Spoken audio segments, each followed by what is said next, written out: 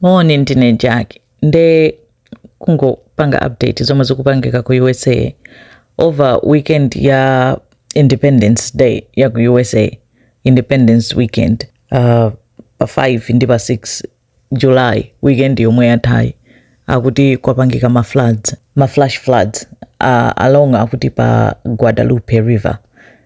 Guadalupe River ili ku Texas.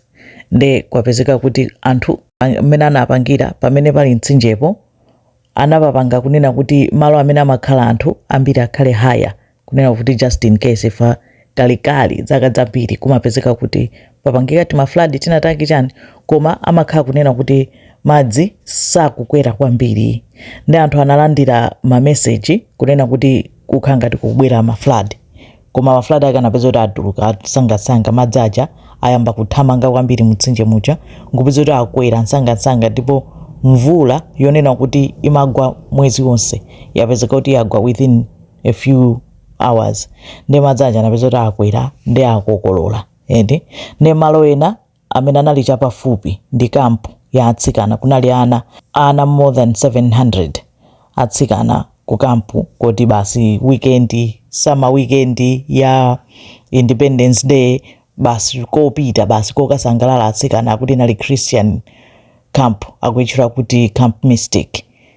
Madzi apezeka kuti akakokolola ku Camp Mystic kuja ana 27 atani amwalira, pamene ana ena akuti 11 sakudziwika sakupezeka, plus mmodzi mwa aziphunzitsi aku kampuwo wasowaso akuwasakasaka. Anthu ambiri asowa, anthu ambiri avulala, anthu amene apezeka amene akudziwa kunena kuti amwalira akudutsa 80 panopo, akadasakasaka be anthu ena.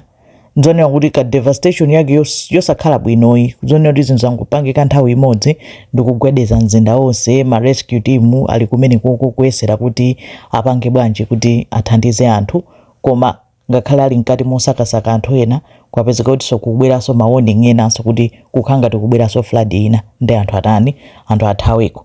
Ndi anthu ena onena kuti ali busy akufuna kupeza anawo, ana amene asowa akuzidwa kuti achoke ifa chonena kuti kukubweranso ma floods ena. Madzi ake mene amaonekera amene akwerera mtsinjemo kungokwera msanga mosadziwika bwino. Mwaziwa kuti nature pena pake madzi aopsa eti, chinthu chomwecho choti umachiona daily madzi mtsinje basi kungopezeka kuti wakwiya ndikutembenuka basi ndikuyamba kukokolola chilichonse mene apangiramo eti zoopsa ndithu. Koma zimenezo mangofuna kupereka update ya zimene zikuchitika ku USA. Ndi nkhani yonena kuti yasokonezako kwambiri, ndipo anthu ayitenda anthu ambiri kwambiri. Kwinako timva ndipo tipitiriza kupanga update. Zikomo kwambiri.